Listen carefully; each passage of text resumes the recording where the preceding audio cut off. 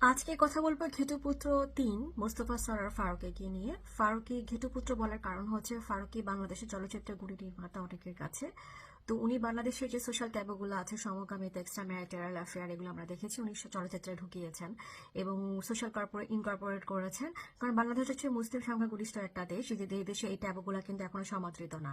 তো চলচ্চিত্রে ওনার একটা রেগুলেশন আছে, কিন্তু এই ঘেটুপুত্র বলার কারণ হচ্ছে এই প্রগতিশীল যে ঘেটুপুত্র, সেই ঘেটুপুত্র কিছু বিতর্কিত মানে আচরণ, তার বিতর্কিত মানে সে আসলে সত্যিকারের অর্থেই সে এ ধরনের চিন্তা করে, মানে মনস্তাত্ত্বিক ভাবে একজন মৌলবাদী। এই ঘেটুপুত্র এই আন্দোলন যে হয়েছে না, সরকার পতনের যে আন্দোলন, তার ওই সময় সে সোশ্যাল মিডিয়াতে খুবই অ্যাক্টিভ এবং এখনো জাস্টিফাই করে যাচ্ছেন।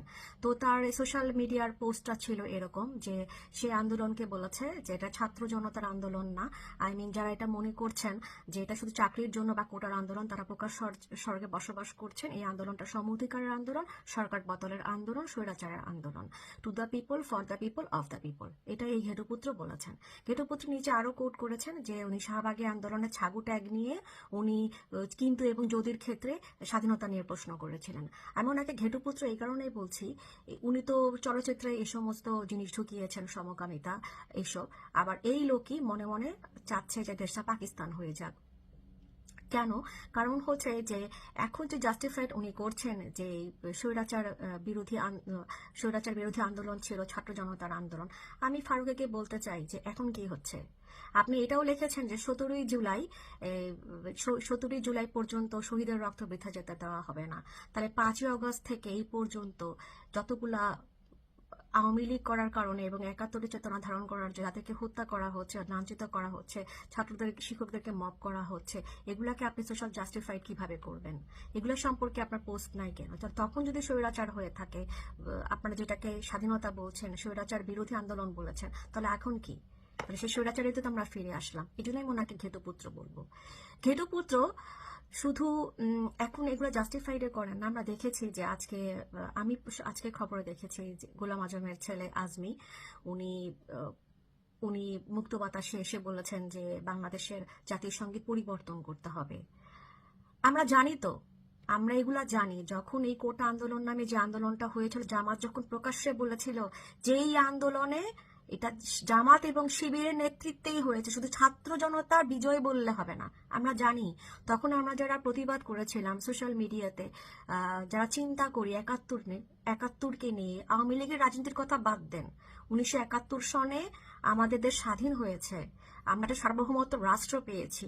যারা এই চিন্তাটুকু করে থাকেন তাদেরকে আপনারা দালাল ট্যাগ দিয়েছিলেন, এই মোস্তফা সরোয়ার ফারুকী এবং সেলিব্রিটিসরা। কিন্তু আমরা জানি আপনারা পেইড, আপনারা আমেরিকান অ্যাম্বাসিতে দাওয়াত খেতে যান, আপনি খেতে যান, নুরুল হক নূর যায়, বাঁধন যায়, তৃতীয় শ্রেণীর অভিনেত্রীরা যায়, তারা পেইড হয়ে এই আন্দোলনটা, সরকার বিরোধী আন্দোলনটার পক্ষে আপনারা কথা বলেছেন। এটা আমরা জানি, আমরা এখন দেখছি তো। তাই আপনি যদি মোস্তফা সরোয়ার ফারুকী ঘেটুপুত্র না হন, তাহলে শাহবাগ আন্দোলনে যে আপনি বলেছেন ছাগল ট্যাগ গলায় নিয়ে কিন্তু এবং খোঁজের ক্ষেত্রে স্বাধীনতার প্রশ্ন করেছিলেন, কেন আপনাকে ছাগল ট্যাগ গলায় লাগানো হয়েছিল? কারণ হয়েছিল ওই সময় শাহবাগের যেই গণজাগরণ যে ছিল, রাজাকারদের যুদ্ধ অপরাধীদের বিচারের দাবিতে, যখন এই শাহবাগের আন্দোলনকে দ্বিখণ্ডিত করার জন্য ফরাদ মজাররা যখন নাস্তিকতার ট্যাগ দিয়েছিলেন এবং আপনাদের মতো তথাকথিত সেলিব্রিটিসরা যখন ভাগ করে ফেলেন এই আন্দোলনটাকে এবং আপনারা সরে যান, আপনাদের মৌন সম্মতি নিয়ে এসেছিলেন কিন্তু সরে যান, এই কারণেই তো আপনাদেরকে ছাগু ট্যাগ লাগানো হয়েছিল। কারণ আপনারা মন থেকে রাজাকারদের যুদ্ধাপরাধীদের বিচার চান নাই, তাই তো আপনারা কিন্তু এবং যদির ক্ষেত্রে প্রশ্ন করেছিলেন। এই হচ্ছে আমাদের ঘেটুপুত্র ফারুকী সাহেব।